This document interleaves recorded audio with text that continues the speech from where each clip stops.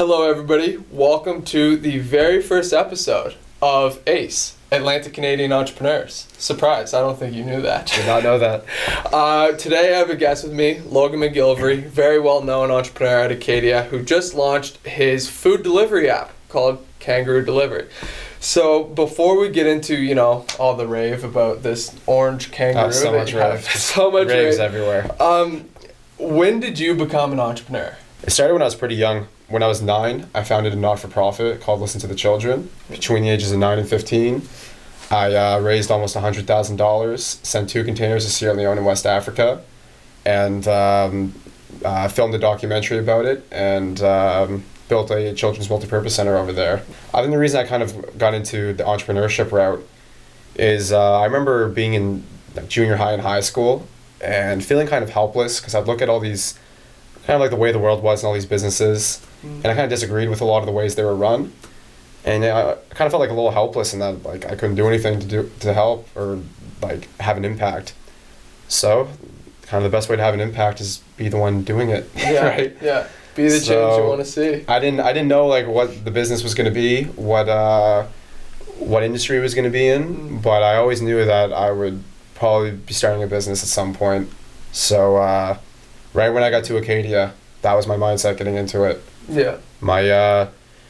My first work term, I worked in a marketing firm, and then because I wanted the marketing experience, and then the second I finished that term, I switched to become an accounting major because I wanted to get some accounting experience. So I worked in an accounting firm. Then I immediately switched to become a finance major because I wanted to then get financial management experience. And these were all just steps basically because I knew that I wanted to own a business, and I didn't know what the industry was going to be. I didn't know what the business was going to be. I just wanted to at least keep all my options open and be as well-rounded as I could. When we go to school, we're kind of taught, we're always given kind of an outline on how to do something. And that's very different to starting your own business because you have to create the outline. If you're creating a new business, then reasonably what you're creating doesn't have any outline to it. You are the visionary of the outline. And that's it's challenging, and it's something that a lot of students aren't used to. It wasn't really something I was exposed to a lot, and that was the biggest challenge was just trying to create something, and I didn't know what the end product should look like, or I didn't know how to get there. Yeah. So meeting with experienced professionals is so valuable because they're people that they can't give you the answers, and they're not going to. And if you're expecting direct answers from someone, then you probably shouldn't be an entrepreneur is not the route to go. Wrong business. Yeah, exactly. But at least getting that guidance can help you kind of shape where you're going. Yeah. And for you, how did you go about getting in touch with these professionals or getting that guidance? Yeah. So I remember in my first work term, I was a co-op student. I was trying to find a co-op work term. And it's really hard to get a good co-op for your first work term. So I was going through the co-op portal. I didn't like anything. So I kind of went back through the donation list I had to my foundation when I was younger. And one person stuck out to me. His name is Phil Otto, and he owns this marketing firm called Revolve in Bedford. It's a really prestigious marketing firm. And he had donated to my foundation. I hadn't talked to him in 10 years. So I reached out to him through LinkedIn. And I said, hey, mind if I just come in and say hi? He's like, oh, yeah, sure, okay. So I go in there, and I had this 30-minute speech ready to go about how much I want to work at Revolve. And I wanted to learn how a good business is run. I wanted to learn about marketing. And they didn't have a job opening. And I literally said, I'll work for minimum wage. And I'll do literally whatever you want me to do. And he said, you know what? Love your ambition, sure. And gave me a job. So I worked for them for a whole summer. I did anything they wanted me to do. Some weeks it was great. I could sit in these client meetings. I'd learn all this great stuff. And some weeks, and I'd be happy to do it, but I would literally file their accounting folders, and I would just label them for 2 straight weeks. Wow. And the way I looked at it was, I'm being paid. I'm a co-op student. If someone else is doing it, their time is way more valuable than mine, so it's better that I do it. Yeah. But I never complained. I was really happy just to help out any way I could. And a couple years later, I ended up reaching out to Phil, and now he's one of my big partners and investors in in Kangaroo. So on the note of Revolve and branding, how'd you come up with Kangaroo? Yeah, so it's weird. You can create a business, you can do a massive business plan, think of every detail, and then the thing that stumps you is coming up with a name. It's got to be just right. Exactly. So the way Kangaroo actually started was, and the way the model got developed was, the original thought is, okay, I want to do food delivery, but I mean, Uber Eats and Skip the Dishes exists. What's going to differentiate us from them? Yeah. So I come up with this idea of the 12 flat menu. And I was like, you know what would be really cool is if our whole menu was $12 flat and there's no delivery fee. It'd be the first like free delivery company in like the world. Yeah. And that was my original plan. Turns out that doesn't quite work. You can't run a whole business like that. So we did but as a result of trying to solve how I could do 12 flat items, I was able to come up with this model, which turns out is a more financially sustainable model than the current industry standard. So that's how we came up with the $199, which is still the cheapest in North America. So the original name of the company was 12 Flat, and that's actually what it's incorporated. We're getting the name changed now, but that's actually what it was incorporated under. And the problem is having a number in your name is kind of tough, because what happens if we go to BC and $12 here is like $18 over there, right? Yeah. So 12 Flat wasn't the best starting name. Yeah. So I tried playing around with so many names. I tried to do the like cliche Silicon Valley stuff where I came up with the idea of flat, but the A is an X. Like just weird, you know, like literally like you watch like the show Silicon Valley, like every one of those names, right? So we were just thinking more and more, and we kind of just, it kind of came out of thin air, but the name Kangaroo kind of came to us in that I was thinking about, well, our companies, we're trying to we're students trying to take care of other students, right? Give them affordable food delivery. So initially in my head, I was like, well, you have like the kangaroo, and then like I had this idea of like the Joey, which is like the baby kangaroo in the pouch. So I was like, oh, we're kind of like the kangaroo, like taking care of the students.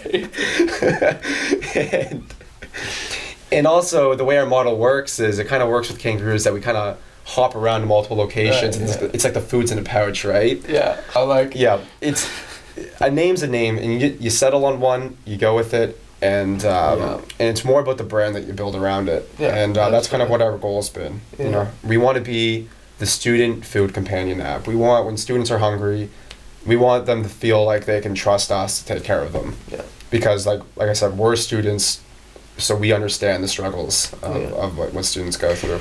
And so if you had one piece of advice to give to an aspiring student entrepreneur, what would it be? Start right now. Whatever, you don't even have to have an idea, or you can have an awful idea. It doesn't matter. Just literally start right now. The most valuable thing is time. And everything gets better with more time spent on it. And you can't just go buy it. You can't go buy time. So just start right away. Yeah. I go back to that thing that, like I said, creativity is an idea and innovation is the implementation of that idea. Yeah. Anyone can be creative. Anyone can have an idea. It's about just getting into it. And, you know, you can start something right now, and in a couple months you develop it and you have a better idea that comes along. Well, just start that new idea then. At least, but you had a couple months of developing a business plan. You get to learn about how to start businesses and stuff. Yeah. So just like start right now. Yeah. Was there a particular moment that you actually like it clicked and you had that idea, or was it something that you kind of built up over time? Yeah. Basically, part of my kind of plan to start a business when I got to university was a common thing I used to say when I wasn't doing anything. So I'd be like, oh, if I was born like 10 years earlier, I would have thought of this great idea. So easy. Yeah, like why didn't I think of that? And what I kind of realized is that everyone says that. Yeah, absolutely. So what I started doing when I got to university was I would always keep my eye out on new industries that were up and coming. And if you're starting a business, it's a lot of risk already, and the odds are most of them are going to fail. But that's just the way it is. So the way you can hedge your risk is try to be in an industry that's already proven. But if it's a newer industry, there's normally a lot of holes in it. So there's a lot of opportunity. So why try to in my mind, it was why take the risk of trying to completely reinvent the wheel when you could just build off of it. Like iterate it. Yeah, kinda optimize exactly. It. Yeah. So I looked at, basically my roommate said to me one day, he's like, man, I wish we had Uber Eats here. And I was like, Oh my God, that's it. oh my God, yeah. And then so I tried to look into, like, why isn't Uber Eats here? Why isn't Skip the Dishes here? And part of it is it's a very new industry. The Uber Eats and Skip the Dishes aren't even 10 years old. So they're still just constantly growing. And I identified why can they not work here, and it's because their operating model is not really built for small areas like this. So I said, well, this is an industry that's already proven. It's one of the fastest growing industries in the world. Let me figure out a way to make it work here. And that's kind of how Kangaroo came about. And we invented a new model that is the first of its kind and allows us to operate at industry-leading low cost, which allows us to work in small areas like rural Wolfville and other areas like that as well. How integral would you say that kind of partnership model is to your company, especially in comparison to Definitely. Uber Eats? It's really important to me that whatever business I started, we were going to be a responsible business. And all of the users of the business were like partners. So Kangaroo has 4 users. We have our customers, we have our drivers, our restaurants, and the environment. And it's really important that all 4 of those users are being handled responsibly. So from a customer standpoint, we offer $1.99 delivery, flat rate, no surcharges at busy times, nothing. It's just $1.99 all the time. That's the cheapest delivery charge in all of North America. We also have something called the 12 flat menu, which is a menu comprised of meals that we sell for $12, no delivery fee. They're not promotions, they're permanent menu items people can order an unlimited amount of times. So from a customer standpoint, we want to give people affordable food delivery. From the driver standpoint, we offer our drivers some of the fairest wages in the food delivery industry. We traditional models take a subcontracting route, which at the end, drivers find out that they're actually not getting paid as much as they may have anticipated after all their expenses are taken into account, where we pay our drivers a guaranteed wage every hour that they work, which is very different compared to how it's done now. So that's how we take care of our drivers. From the restaurants, we offer some of the best margins in the food delivery industry. And also, the restaurants are so important to this app because these are rural areas, and a lot of the restaurants we're going to be partnering with aren't going to be massive chains. They're going to be mom and pop shops where that restaurant is their entire, like that's their life, is that restaurant. So it's really important to us that they're taken care of properly and we're able to give them as much benefit as possible. So one thing we offer is menu exclusivity. So that means that if you're our pizza partner, we're not going to put another pizza joint on our platform. Because if you think about it, when you join a food delivery app, you share the margin a little bit of the revenue, right? And for some restaurants like that's pretty tough. Like restaurants operate on pretty small margins as it is. So if you get on an app and you're already sharing some of your margin, and now every other competitor is on that app as well, then are you really gaining competitive advantage? Not really. And you're just losing some of your margin, and that's really tough for small restaurants.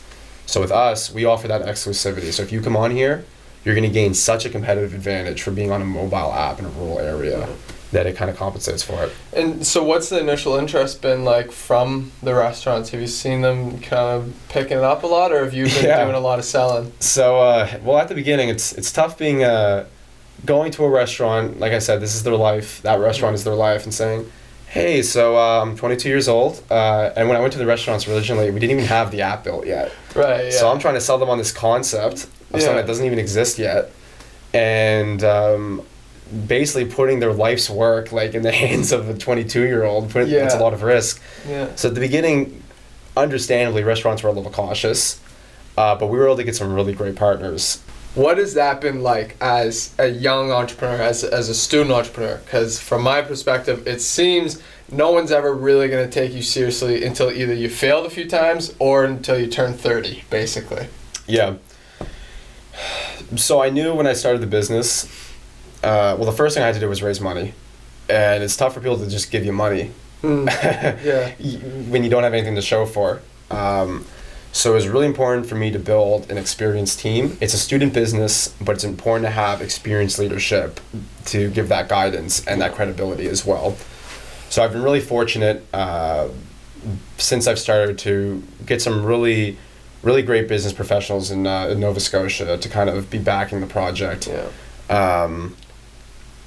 which is great. I remember it's not a problem now, that especially now that we have some traction, we have an app to show for, a track record. Yeah. But when we started, you know, you go in to meet with a restaurant, you're going to meet with an investor, you got to bring someone that's older than 22 into the room just so they're like, okay, we'll take this a little bit more seriously. So that's funny. Yeah. So you're absolutely right. I mean, you see it every day. Like, that bootstrapping phase is the grind. That is the hardest to get from the idea and to just go with faith to that next step. So what did you have to do in order to get to the point where you had like a partner with you, or you got that money? Definitely. You know, there's a saying that creativity is an idea and innovation is the implementation of that. I like that. Right? And here's the thing. Anyone can be creative. Yeah. Literally anyone can think of anything. There's an unlimited supply of it. There's a limited supply, though, of people doing something about it. So when I started out, I had to prove that this wasn't just a thought and this was the real deal. So I'll give you an example of how I could prove myself to whether it was investors or restaurants. So for this model, I had to, it's a unique model, and I had to prove that the math worked out on it, that it actually cut costs. So what I did is I went on Google Maps, I had a couple other resources that I cross-referenced, and I basically mapped out all of Wolfville. And I was calculating the time and distance of each street, so I'd run like hundreds of scenarios through it, like simulations and stuff. I spent 2 full weeks on this thing. It like 50, 60, 70 hours of work on this. And I go to my first investor pitch. And I go in there and I'm explaining the model, and I show them the numbers. And at the end of the pitch, the guy looks at me and he says, "Have you driven these streets?" And I go, "No, but you know, I've been using like credible sources. All the math checks out." He's like, "Yeah, but have you driven the streets?" Have you done it though? And I was like, "Well, no." And that was basically the end of the pitch. Like, I didn't have a chance after that. So when that pitch ended, I drove back to Wolfville. Everyone knows in Wolfville you have to buy your lease for a full year. So I already had, even though it was the summer, I still had a house ready to go up there. Yeah. So I basically camped out in Wolfville for a full week. I drove every single street with a stopwatch in hand and like some paper and my laptop on the other chair. And I did the exact same thing, but in real time. And guess what? It was the exact same. It was the exact same. All the numbers were the same. Go figure. But then the next time I went to a pitch, I had it right in my pitch. I had like the data to show. And when people asked, I said, "This is right. You've double checked this." I could confidently say that I have. I have this hobby of creating. I used to create business plans all the time. If I came up with an idea, I'd just try to create a business plan for it. And my goal was, one of these is finally going to hit. You know, the saying is, success is hard work times luck. You can't control luck. All you can control is your hard work. Yeah. And you can increase your chances of luck by just simply throwing as many darts at the board as possible, right? So I would just always create business plans constantly. And the way I actually got connected with some of my investors, my current investors and partners, is I actually had another business last year that I was going to launch, and I had an investor lined up for it. I had a contract like on the table, ready to go to get this thing off the ground. And I reached out to someone I knew and I said, "Hey, I don't know a lot about contracts, to be honest with you. Do you know anyone in this field that can maybe give me some advice?" And they said, "Yep, I'm going to connect you with this person." I met with that person, and they said, "Logan, this is a great idea. Do you have any other businesses that you're working on, though?" And I said, "Yeah, I'm working on this stuff." And they said, "Look, if you want to pursue that, like, I will back you the whole way on it. I think it's a great idea. I love like the initiative that you've shown. Like let's do this together." And I said, "Great." And I'm really happy the way it turned out. But that whole thing happened was because I started something else. I didn't stick with that business. Now that it doesn't exist anymore, there's nothing about it, but I wouldn't be where I am right now if it wasn't for just starting that. Yeah. So the key advice is just start. Literally start. Just start. If you want to do what other people, if you want to be successful, or you want to do stuff that other people haven't done, then you need to act in a way that other people don't act. So the majority of people aren't starting something right now. So if you want to be your own person and not like other people, you got to do what other people aren't, and that's starting right now. Thank you very much. Thanks, Logan. man. It's been a pleasure.